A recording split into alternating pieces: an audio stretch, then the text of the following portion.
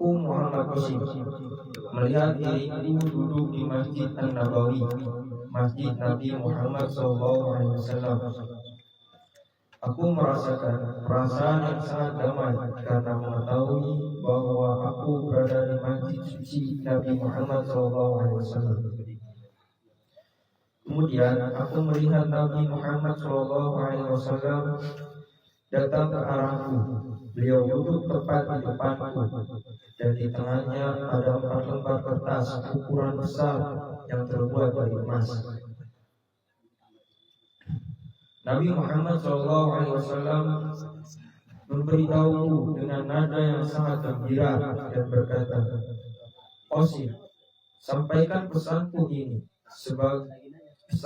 sekali lagi kepada umatku bahwa siapapun yang mendukungmu sama seperti mendukungku, dan orang itu akan bersamaku pada hari penghakiman. Dan Qasim, berikan pesanku ini kepada orang-orang yang bersamamu, bahwa mereka tidak perlu khawatir tentang pekerjaan yang telah mereka lakukan. Tidak ditulis sebagai perbuatan baik. Mereka seharusnya tidak pernah menganggap pekerjaan mereka tidak berharga. Tidak peduli apapun jenis pekerjaannya, bahkan jika seorang melakukan pekerjaan yang sangat sedikit, maka Allah Subhanahu wa Ta'ala tidak akan pernah menyia-nyiakannya, dan Allah Subhanahu wa Ta'ala akan melipat gandakan pahala untuk pekerjaan itu. Pekerjaan yang mereka lakukan ini bukanlah pekerjaan biasa, dan mereka seharusnya tidak berpikir bahwa aku Muhammad SAW tidak tahu nama-nama dan kontribusi yang mereka lakukan. Allah Azza wa Jalla telah menulis nama-nama mereka di kertas-kertas ini, dan aku selalu membaca nama dan karya yang mereka perbuat. Allah Azza wa Jalla juga mengabarkan kepadaku tentang mereka secara langsung. Mereka tidak perlu khawatir, mereka akan bersamaku pada hari penghakiman. Kertas emas yang diberikan Allah Azza wa Jalla ini, aku akan membawanya bersamaku sepanjang waktu. Dan di atas kertas emas ini tertulis nama orang-orang yang bersamamu di masa-masa sulit. Qasim, Islam sejatiku akan menyebar ke seluruh dunia dengan bantuan Allah Azza wa Jalla. Pastikan kamu menyampaikan pesanku ini kepada orang-orang itu. Aku duduk di sana dengan tenang, mendengarkan semua yang dikatakan Nabi Muhammad SAW. Aku ingin sekali membaca nama-nama yang ada di kertas itu, namun aku tidak bisa menggerakkan satupun bagian dari tubuhku. Bahkan aku tidak tahu apakah namaku ada di sana. Dan mimpi berakhir. Mimpi Muhammad Qasim bin Abdul Karim tentang kabar gembira bagi mereka yang membantunya untuk menyebarkan pesan dari Allah melalui mimpinya, yaitu al-mubasyirat. Dan kabar gembiranya adalah ketika kita membantu di masa-masa sulit, kita dicatat oleh Allah melalui kertas yang berwarna emas, dan itu adalah penghargaan yang luar biasa, karena hanya beberapa orang saja yang dapat ditulis. Tidak semua umat Muhammad yang ditulis di kertas emas tersebut. Maka bersyukurlah kita sebagai helper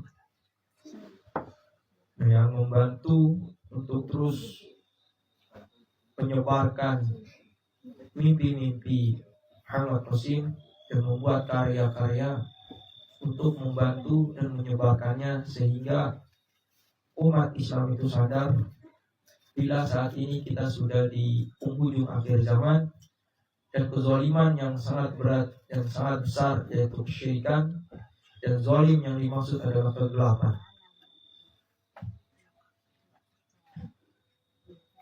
Ringkas mimpi. 1. Lokasi suci Muhammad Qasim berada di Masjid Nabawi, merasakan kedamaian spiritual. Kedatangan Nabi Muhammad SAW membawa 4 lembar kertas emas berisi nama-nama pendukung Muhammad Qasim atau helper, menyampaikan pesan khusus untuk umat dan pengikut Muhammad Qasim. Isi pesan Nabi SAW, dukungan kepada Muhammad Qasim sama dengan dukungan kepada Nabi SAW dan janji bersama Nabi di hari kiamat. Alhamdulillah, ini suatu kabar yang luar biasa. Ketika kita mendukung Muhammad Qasim, walaupun kita saat ini tidak bersamanya, tapi kita saat ini memang benar-benar mendukungnya dan berusaha untuk membuat karya bagaimana caranya mimpi ini tersebar luas hingga terdengar oleh bangsa tertinggi, yaitu pemerintah, tentang mimpi yang Allah sampaikan kepada Muhammad Qasim. Dan jaminan pahala berlipat untuk sekecil apapun amal pengikut Muhammad Qasim. Luar biasa ya.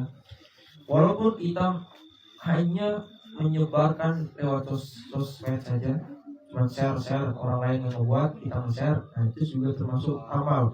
Walaupun itu hanya sekecil apapun, insya Allah Allah tulis di kertas warna emas itu, insya Allah.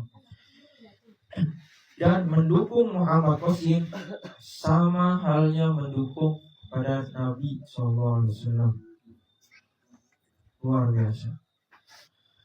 Nabi SAW mengetahui nama dan kontribusi mereka tertulis di kertas emas.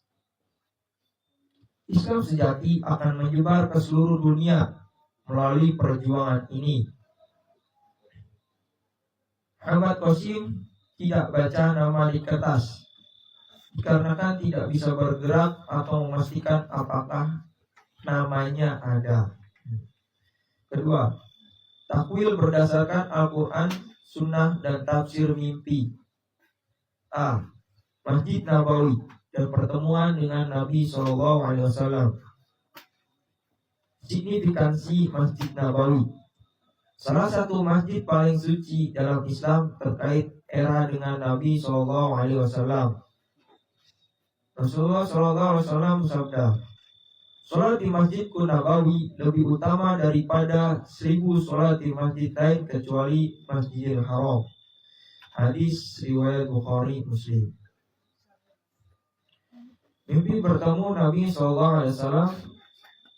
Barang siapa melihatku dalam mimpi, maka benar-benar melihatku karena setan tidak bisa menyerupaiku.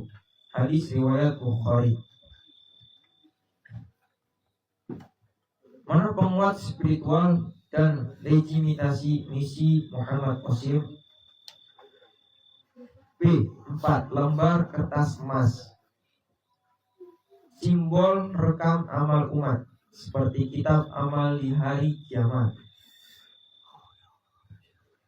Emas sama dengan nilai tinggi, kemuliaan, dan keabadian.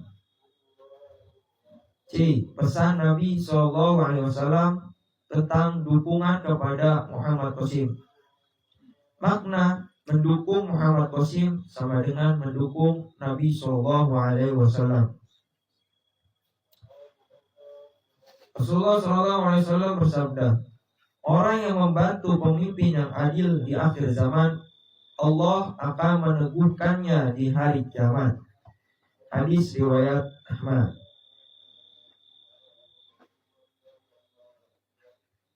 Hadis ini menguatkan tentang mimpinya Muhammad Qasim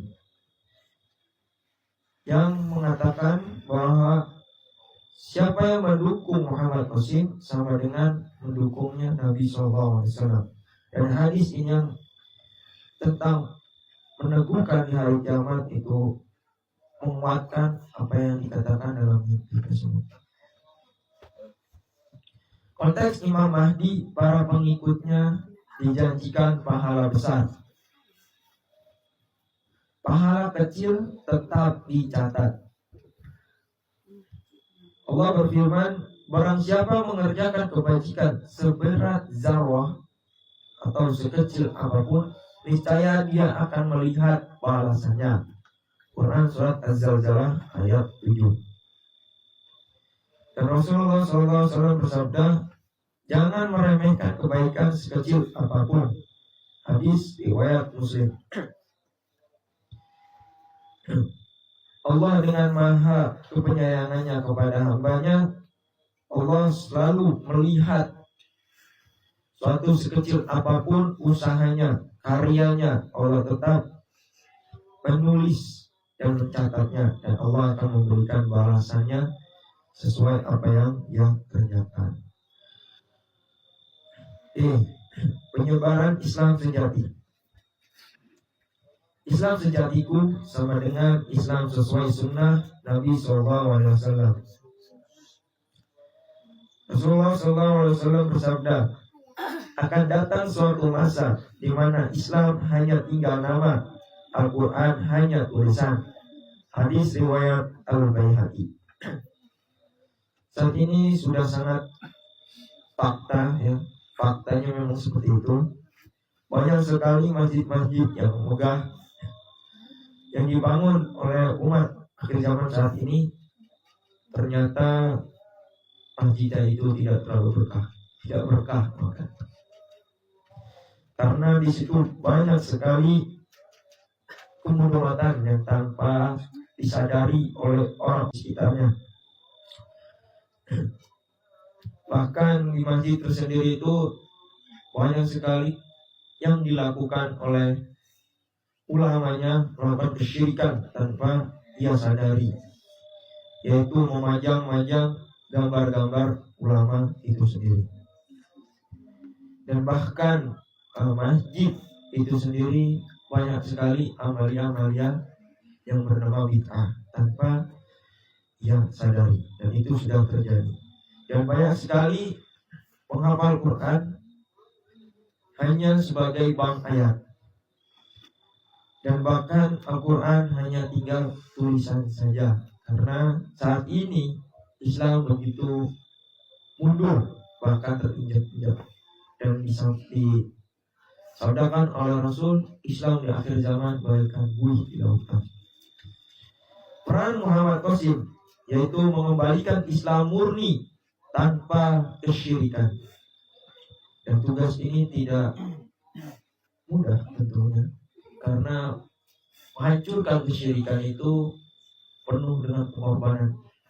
Karena semua kisah-kisah para nabi untuk menghancurkan kesyirikan, ada yang dibakar, ada yang dikejar-kejar, ada yang mau disalib, bahkan ada yang disalib lalu dipanah dengan seorang raja. Karena dakwahnya yaitu menghancurkan segala perkara kesyirikan.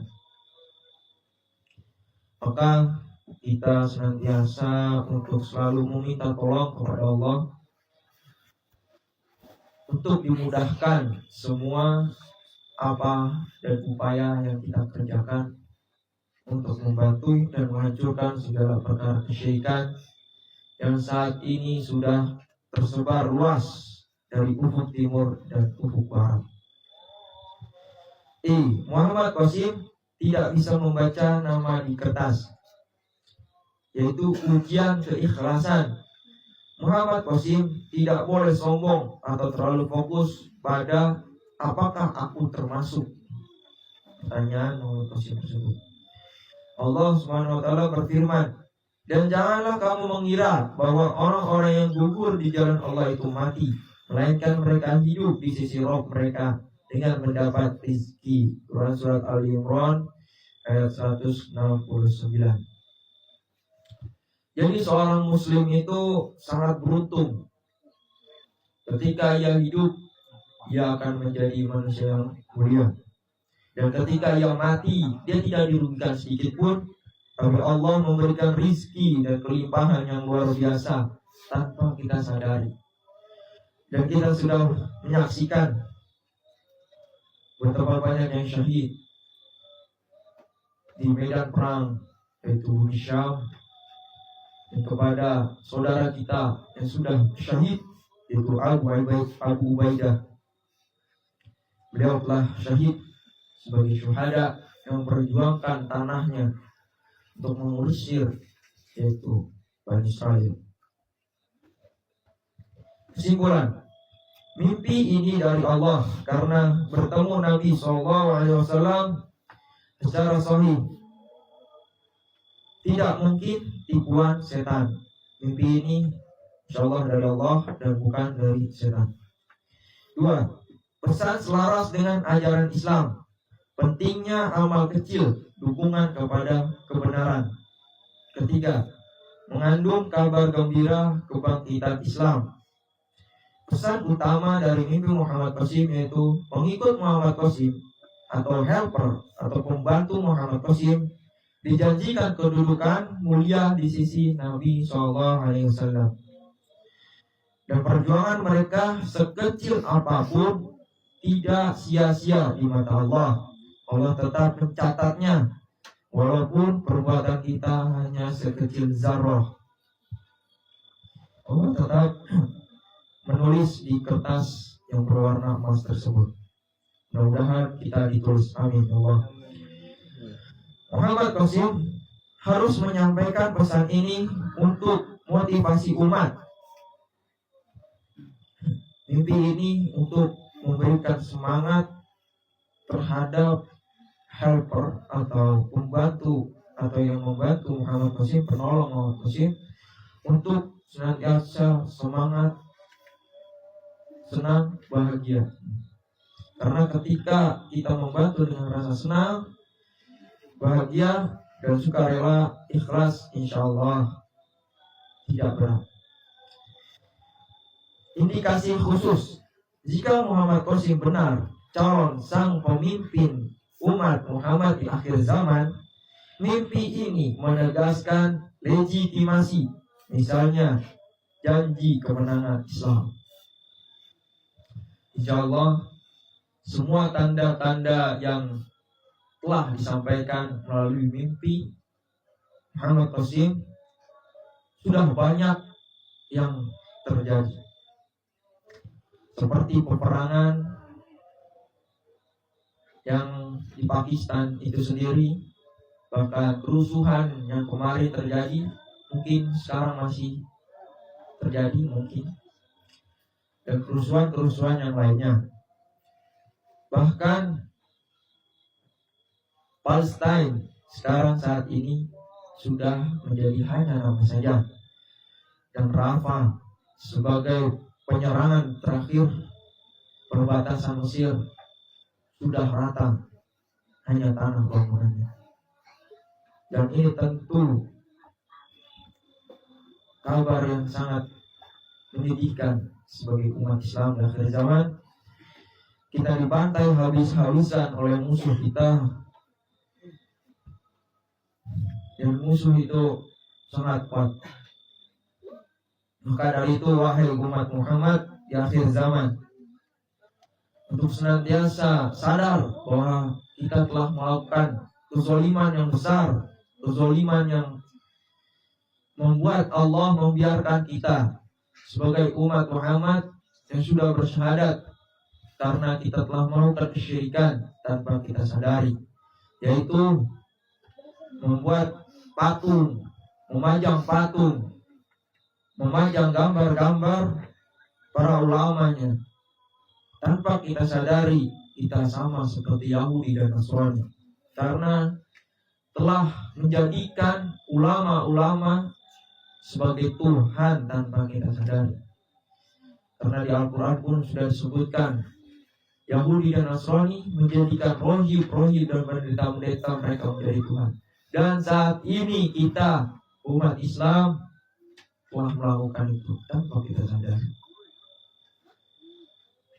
yaitu para habaib atau ulama yang lainnya yang telah mengkultuskan dirinya sebagai orang yang mulia, tanpa dia sadari dia telah mengkultus dirinya sebagai Tuhan, karena dia telah dipuja-puja, bahkan ada yang membungkuk karena itu gerakan sholat, tanpa dia sadari itu melakukan kesyirikan, kezaliman yang sangat besar.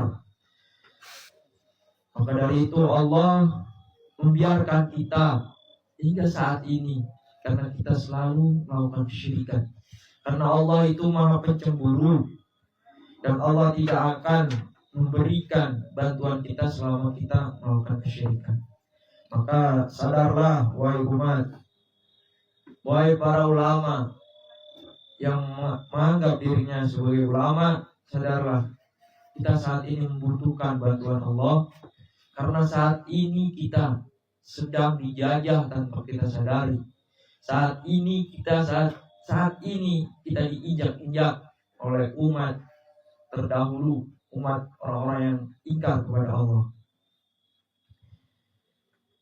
Dan para helper, orang-orang yang membantu Muhammad Qasim, bersatulah dan hentikanlah perpecahan ini.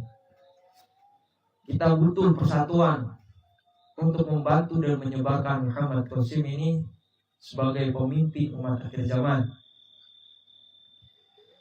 Dan kita sebagai helper untuk senantiasa tegak dan terus memperjuangkan, membuat karya-karyanya hingga janji Allah tiba. Dan ketika janji Allah tiba, itu adalah suatu kenikmatan yang luar biasa, yang tidak bisa ditukar oleh apapun. Ketika janji Allah tiba, dan apa-apa yang kita upayakan dan apa-apa yang kita usahakan, itu luar biasa.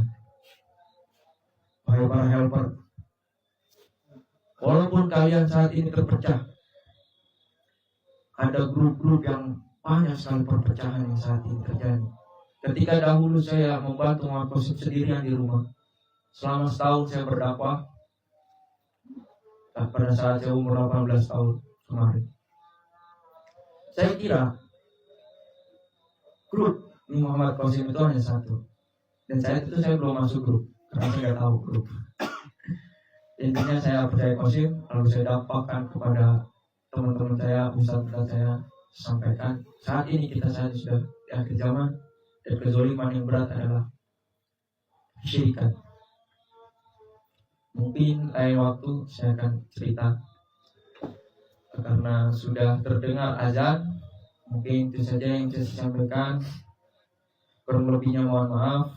Semoga kita tertulis nama-nama kita di kertas yang berwarna emas.